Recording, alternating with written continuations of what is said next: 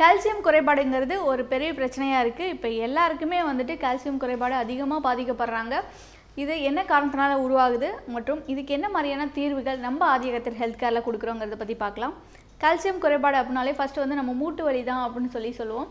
But மூட்டு வலி மட்டும் அல்ல, சில பேருக்கு பார்த்திங்கன்னா நெயில் உடையிறது, அதே போல் முடி அதிகமாக கொட்டது, கான்சன்ட்ரேட் பவர் கம்மியாகிறது, தோல் சார்ந்த பிரச்சனைகள், இது எல்லாமே கூட நமக்கு கால்சியம் குறைபாடோட அறிகுறிகள் தான். அதே போல் பல் வந்து சீக்கிரமாக சொத்தப்பல் ஆகிறது, பல் வந்து சீக்கிரமாகவே இளம் வயதிலேயே வந்து விழுகிறது, இது எல்லாமே கால்சியம் குறைபாடோட அறிகுறிகள் தான்.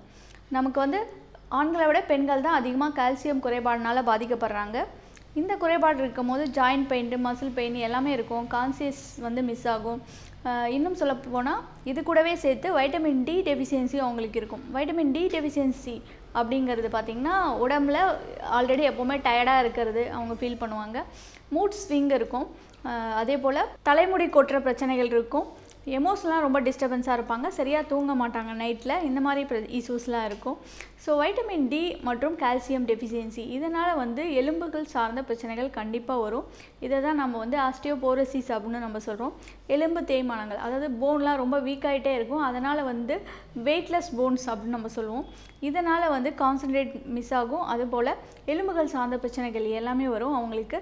இன்னும் சொல்ல போனால் இப்போ கால்சியம் பிரச்சனை உருவாகிறதுக்கு முக்கிய காரணம் அப்படின்னு பார்த்தீங்கன்னா ஒயிட் சுகர், வெள்ளை சர்க்கரை நம்ம அதிகமாக எடுத்துக்கிறது ஒரு காரணம். அதே போல் கார்பனேட்டட் ட்ரிங்க்ஸ் நிறைய எடுத்துக்கிறோம், கூல் ட்ரிங்க்ஸ் நம்ம சொல்லக்கூடியது, இந்த பெவரேஜஸ்லாம் நம்ம நிறைய எடுத்துக்கிறதுனால நமக்கு கால்சியம் டெஃபிஷியன்சி அதிகமாக வருது. எலும்பு சார்ந்த பிரச்சனைகள், மூட்டு வலி, கை கால் வலி, இது எல்லாமே வந்துட்டு இப்போ ரொம்ப யங் ஏஜில் எல்லாருக்குமே ஃபீல் பண்ணுறாங்க. அதுக்கு என்ன காரணம்னு பார்த்திங்கன்னா அவங்க உணவில் ப்ராப்பரான கால்சியம் உணவு எடுத்துக்கிறது இல்லை. அதே போல் கால்சியம் குறைகிறதுக்கு நிறைய வழிகள் இருக்குது நம்மகிட்ட.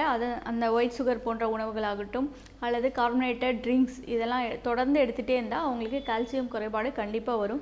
ஸோ கால்சியம் ரிச் ஃபுட்டு நம்ம இயற்கையாகவே கிடைக்கக்கூடிய பாலாகட்டும், காலிஃப்ளவர், ப்ரக்கோலி மற்றும் தக்காளி, எல்லா காய்கறியும், பாலக்கீரை, இதெல்லாம் வந்துட்டு நிறைய கால்சியம் சத்து இருக்குது.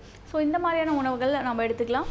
இந்த மாதிரி கால்சியம் குறைபாடு காரணமாக உண்டாகக்கூடிய மூட்டு வலி ஆகட்டும் மற்ற பிரச்சனைகள் எல்லாத்துக்குமே வந்துட்டு ஆதியகத்தில் ஹெல்த் கேரில் பட்பம் போன்ற மருந்துகளை கொடுப்போம். இதெல்லாம் வந்துட்டு எலும்புகளை வன்மையாக்கக்கூடியது மற்றும் புதுசாக ரத்தத்தை உற்பத்தி பண்ணக்கூடியது. பிளட் வந்து எப்போ ரொம்ப கம்மியாகும் நம்ம உடம்புல பார்த்திங்கன்னா நம்ம போன் மேரோவில் வந்து ஸ்ட்ரென்த் இல்லாமல் இருக்கிறது, கால்சியம் கம்மியாகிறது, இந்த காரணத்தினால நமக்கு ரத்த உற்பத்தியும் கம்மியாகும். அந்த நிலையில் நம்ம பட்பம் போன்ற பெரிய மருந்துகளை வந்துட்டு ஆதியகத்தில் ஹெல்த் கேரில் கொடுப்போம். அது கூடவே மூலிகைகள் சார்ந்த மருந்துகள் மற்றும் டானிக் போன்ற மருந்துகள்லாம் கொடுப்போம். வைட்டமின் டி வந்து ரொம்ப தேவை. நம்ம கால்சியம் ஃபுட் என்ன தான் எடுத்துட்டாலும் வைட்டமின் டி ஃபுட்டும் அது கூட சேர்ந்து எடுத்துக்கணும். அப்போ தான் வந்து கால்சியம் அப்சர்வ் ஆகும் உடம்புல. எலும்புகள் ஸ்ட்ராங்காக இருக்குன்னா கால்சியம் மட்டும் பத்தாது, வைட்டமின் டியும் நமக்கு தேவை. வைட்டமின் டி நேச்சுரலாகவே நமக்கு சன்லைட்டில் கிடைக்கக்கூடியது.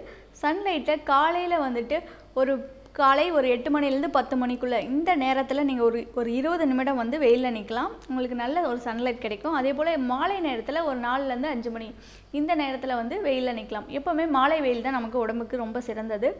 இந்த மாதிரி நேச்சுரலாக கிடைக்கக்கூடிய வைட்டமின் டி நம்ம எலும்புகள் வந்து ஸ்ட்ராங்காக இருக்கிறதுக்கு ஹெல்ப் பண்ணும்.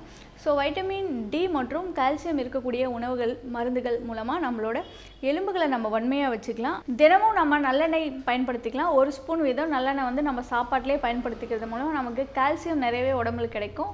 பெண்களுக்கு வந்து இது ரொம்ப நல்லது. அவங்களுக்கு பீரியட்ஸும் ரெகுலேட் பண்ணும். அதே போல் எலும்புகள் ஸ்ட்ராங்காக இருக்கிறதுக்கும் இது பயன்படுத்தும். அதே போல் உளுந்து பயன்படுத்தலாம், மூங்கில் அரிசி, பிரண்டை இதெல்லாம் பயன்படுத்தலாம். பிரண்டை துவையல் வாரத்துக்கு 2 முறை எல்லாருமே பயன்படுத்திக்கலாம். 40 வயது ஆனாலே போதும். நமக்கு வந்து கால்சியத்துக்கு நம்ம உணவில் ரொம்ப கான்சன்ட்ரேட் பண்ணிக்கணும்.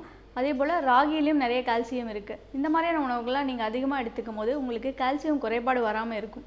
கால்சியம் குறைபாடுனால் உண்டாகக்கூடிய மூட்டு வலி மற்றும் அதை சார்ந்த பிரச்சனைகளுக்கு ஆதியகத்தில் ஹெல்த் கேரில் நாங்கள் சிறப்பாக சிகிச்சை அளிக்கிறோம். இது தொடர்பாக உங்களுடைய மருத்துவ ஆலோசனை மற்றும் தீர்வுக்கு ஆதியகத்தில் ஹெல்த் கேரை நீங்கள் தொடர்பு கொள்ளுங்கள்.